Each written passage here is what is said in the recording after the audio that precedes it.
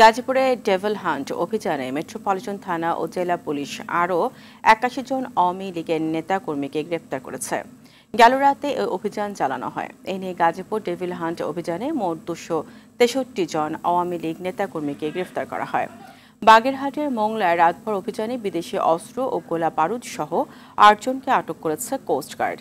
চুয়াডাঙ্গায় গ্রেফতার করা হয়েছে ৯ জনকে। সুনামগঞ্জে আওয়ামী লীগের ৭ নেতাকে গ্রেফতার করা হয়। ২৪ ঘণ্টায় ২৩ জন গ্রেফতার করা হয়েছে ময়মনসিংহে। মেহেরপুরে ৩ আসামিকে গ্রেফতার করা হয়েছে। আওয়ামী লীগের ৩ নেতাকে গ্রেফতার করা হয়েছে রংপুরে।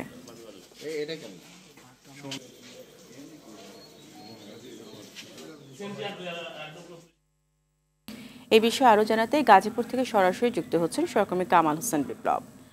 বিপ্লব, নতুন করে আর কাউকে আটক করা হয়েছে কিনা জানাবেন। এছাড়া আটককৃতদের ব্যাপারে পুলিশের বক্তব্য কি জানাবেন?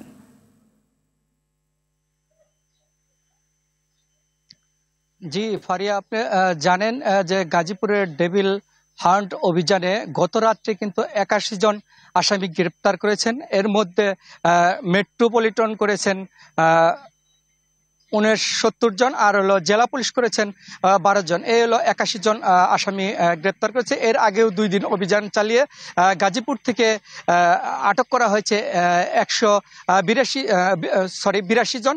এর মধ্যে মোট গ্রেপ্তার হয়েছে ২৬৩ জন। আমি পুলিশের সাথে কথা বলেছি, তারা জানিয়েছেন যে এই ডেভিল হান্ট অভিযান চলমান থাকবে এবং এই গাজীপুরে গত শুক্রবার রাতে যে সাবেক মুক্তিযোদ্ধা বিষয়ক আকাম মুজাম্মেল হকের বাসভবনে যে বৈষম্য ছাত্র জনতা হামলা শিকার হয়েছে, সেই হামলায় মূলত একটি মামলা হয়েছে। সেই মামলার কারণে যে দুষ্কৃতীরা বা আসামি রয়েছে, সেই আসামিদের গ্রেপ্তারের চেষ্টা চলছে এবং ইতিমধ্যে অনেক আসামি গ্রেপ্তার হয়েছে। বাকি আসামি গ্রেপ্তারের প্রতিদিন গ্রেপ্তারের জন্য অভিযান করা হচ্ছে। এদিকে আমি মেট্রো পুলিশের সাথে কথা বলেছি, তারা জানিয়েছেন যে এই অভিযান অব্যাহত রয়েছে। তবে নতুন করে কোনো তথ্য আসামি এখন পর্যন্ত তথ্য জানা যায়নি। তবে সামনে নতুন করে আসামির তথ্য জানা গেলে পুনে ৫টার খবরে আমি সংযুক্ত হব। জি ফারিয়া, এই ছিল ডেভিল হান্ট অভিযানের সর্বশেষ খবর। বিপ্লব, আপনাকে ধন্যবাদ।